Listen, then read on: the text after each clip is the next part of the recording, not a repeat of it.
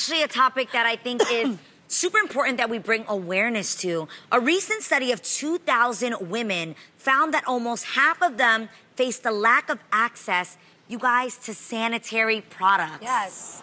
Now, that for me was just shocking because that just seems like something that we need to live. Like those, like you're just like, it's not something that I think a lot of us think about. It's a necessity. It's absolutely a necessity. And it's not available to half around the world. And you think about feminine hygiene products, you're like, oh no, everybody should have access to that. That seems like something that you would have. I even started thinking about people that are on government assistance and the fact that, you guys, they don't get help with getting feminine hygiene products. So sometimes they go without.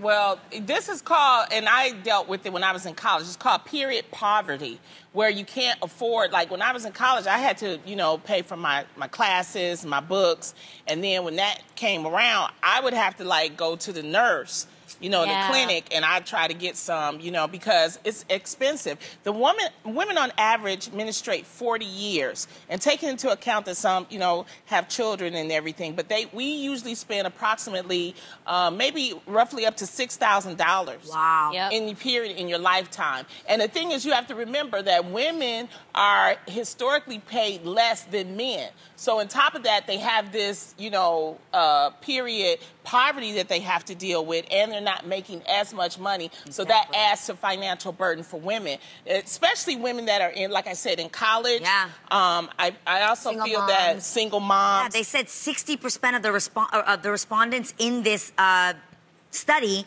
had to budget in order to just afford their feminine hygiene products. Like, can you imagine having to decide, we're being really real here, like, do I get a tampon or do I eat it? Like, that's just insane. Yeah. So people are requesting that the government make feminine hygiene products free. What are your thoughts on that? I agree. I think it should be considered a necessity. A necessity. It's a part of, you know, healthcare.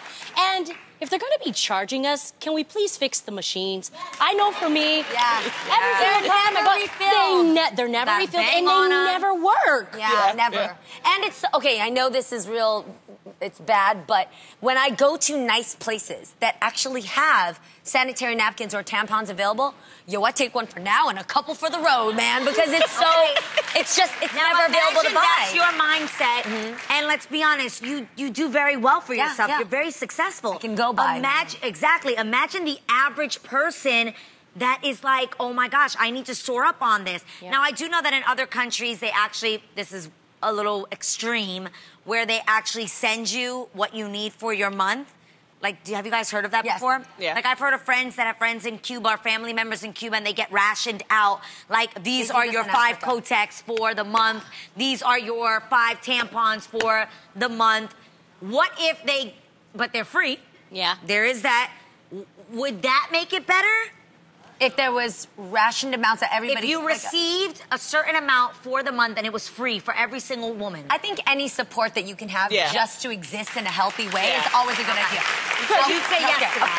Of course. Because it's a point of hygiene, too. I mean, if you wear one too long, it could become toxic shock syndrome. Like we should be developing a system to help women that need assistance. Yeah. So that I think that's something that we need to, seriously talk about and ask and have it help. I even started seeing something recently online. Again, it's so important that we just bring awareness to these things, that even a lot of the products that a lot of people have to use because it's in their budget are not even safe for them. Right, and that's why I've even They're made out of things that are not safe. Synthetic fibers. Synthetic fibers that later on cause them issues. And some people use toilet paper. I mean, when it's running, you trying to, you do what you can. It's just like, so we need to do something as women, and I think that's something that we need to put on our agenda. Yeah. Because we need to help each other. Bring awareness to it first of all, and then find a solution.